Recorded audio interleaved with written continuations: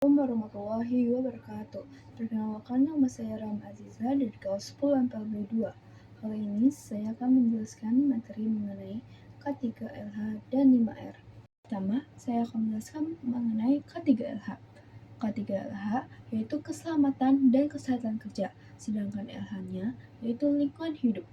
Adalah salah satu upaya untuk menciptakan tempat kerja yang aman, sehat, tidak tercemar guna mengurangi terjadinya kecelakaan dan penyakit akibat kerja yang berkaitan dengan karir kerja, sehingga meningkatkan efisiensi kerja dan kinerja.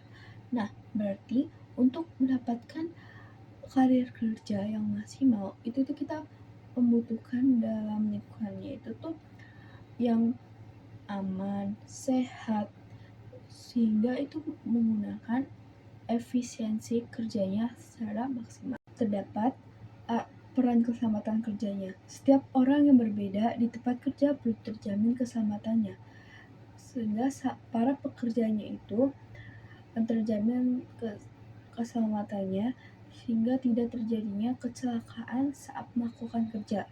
Lalu, setiap sumber produksi perlu dipakai dan dipergunakan secara aman dan efisien, sehingga tidak terjadinya kecelakaan dalam kerja. Lalu, terdapat faktor penyebab kecelakaan kerja, yaitu pada manusia. Hal-hal yang berpengaruh terhadap tindakan manusia yang tidak aman terhadap kecerobohan, serta kondisi lingkungan yang berbahaya antara lain usia, pengalaman kerja, perasaan bebas dalam melaksanakan tugas, kegiatan fisik, pembawaan diri, dan persoalan pribadi.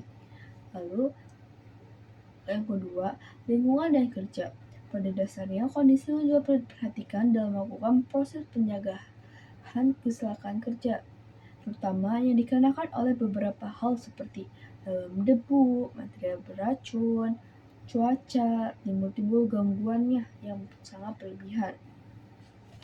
Lalu, yang ketiga terdapat peralatan keselamatan kerja. Peralatan keselamatan kerja pada dasarnya memiliki fungsi untuk mencegah dan melindungi pekerja dari memungkinkan kecelakaan kerja. Itu tuh kayak seperti untuk kayak pelindungan seperti kayak APD dan lain sebagainya. 3 di perkantoran. Yang pertama, persyaratan keselamatan kerja perkantoran. Terdapat lantai bebas dari bahan licin, cekungan miring, dan berlubang yang menyebabkan kecelakaan dan cedera pada karyawan. Itu di saat kita ada yang mengepel, itu harus memberikan tanda awas licin, kayak kotak itu, tanda awas licin, awas jatuh, sehingga tidak menyebabkan terjadinya kecelakaan ataupun jatuh. Lalu ada penyusunan dan penempatan lemari tidak mengganggu aktivitas lalu lalang dan pergerakan karyawan. Apabila kita menaruh lemari, itu tuh harus dalam posisi tempatnya, sehingga kalau misalnya ada orang yang lewat, itu tuh tidak sangat mengganggu aktivitas kerja. Lalu yang kedua, prosedur kerja aman di lingkungan kantor. Dilarang berlari di kantor. Itu menyebabkan kecelakaan pada kerja. Lalu menggunakan listrik dengan aman. Listrik padam apabila kita habis setelah membasuh tangan, kan basah. Lalu kita ingin mencolokkan saklar, itu tuh sangat berbahaya karena menyebabkan ketegangan listrik sehingga kita akan kesetrum. Lalu yang C, semua yang berjalan di kantor dan di tangga diatur berada sebelah kiri. Itu untuk mengatur ketertiban dan penumpukan kayak pada barisan. Kedua, terdapat alat pelindung diri atau APD. Syarat-syarat APD yang pertama, APD mampu memberikan perlindungan yang kuat terhadap bahaya yang spesifik. Contohnya kayak dalam sebuah material itu kan memerlukan pelindung kepala. Itu tuh gunakan APD dengan seragam lengkap untuk menghindari terjadinya benturan ataupun hal yang tidak diinginkan. Yang B, APD harus bisa dipakai secara fleksibel. Apabila tenaga kerja dalam medis itu kan ingin dalam keadaan darurat, sehingga ini harus fleksibel dan mudah untuk dipakainya. Yang ketiga, APD tidak menimbulkan bahaya tambahan bagi tenaga kerja. Sehingga itu kan APD dipergunakan untuk alat pelindung. Ini untuk kayak mengurangi bahaya. Yang kedua, jenis-jenis APD. Yang pertama, ada alat pelindung kepala, helm pelindung. Digunakan sebagai pelindung kepala dari berbagai bahaya.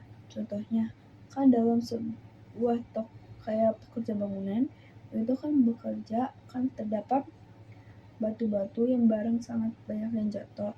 Itu untuk melindungi kepala apabila terjadi benturan kepala dari atas. Lalu, alat pelindung mata dan muka. Terdapat beberapa jenis yang dapat digunakan, yaitu kacamata pengaman, safety goggles, dan tameng muka. Lalu, ada alat pelindung telinga. Jenis alat yang digunakan untuk melindungi dan menjaga telinga dari berbagai jenis bunyi yang berasal dari mesin yang mempunyai bunyi dan atau suara bising atau keras. Apabila kayak bunyi kayak buat seng itu supaya menghindari dari kebisingan. Alat pelindungan pernapasan. Suatu sistem dari organ pekerjaan konstruksi yang wajib dilindungi dengan cara mencegah potensi kerusakannya jadi pada organ pernapasan. Yaitu ada yang kelima, alat pelindung tangan.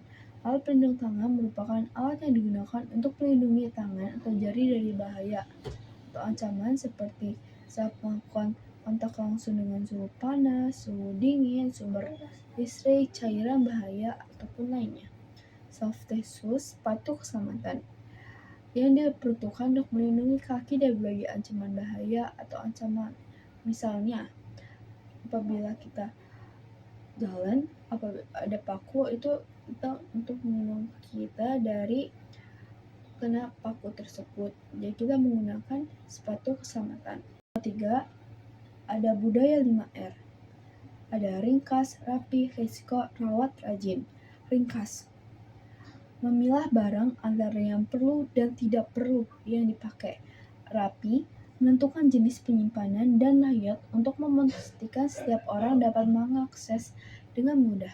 Itu apabila kita mencari drive, itu kita sangat mudah, sehingga kita tidak bingung apabila sangat persisnya sangat bingung sekali. Apabila kita sudah rapi, itu sangat memudahkan untuk kita mencarinya. Itu resik, membersihkan merupakan jenis pemeriksaan untuk menemukan permasalahan. Resik itu berarti rapih. Tuh. Rawat, membuat standar-standar untuk menentukan kerja yang bersih, rapi, serta cara menjaga dalam suatu prosedur. Rawat itu apabila barang itu sangat awet, bisa digunakan dalam jangka yang lama. Rajin, setiap patuh terhadap aturan, membuatnya sebagai kebiasaan. Lalu kesimpulannya, yaitu dengan menerapkan K3LH dan 5R, perusahaan dapat meningkatkan keselamatan, kesehatan, dan lingkungan kerja, serta meningkatkan efisiensi dan kualitas kerja. Terima kasih. Wassalamualaikum warahmatullahi wabarakatuh.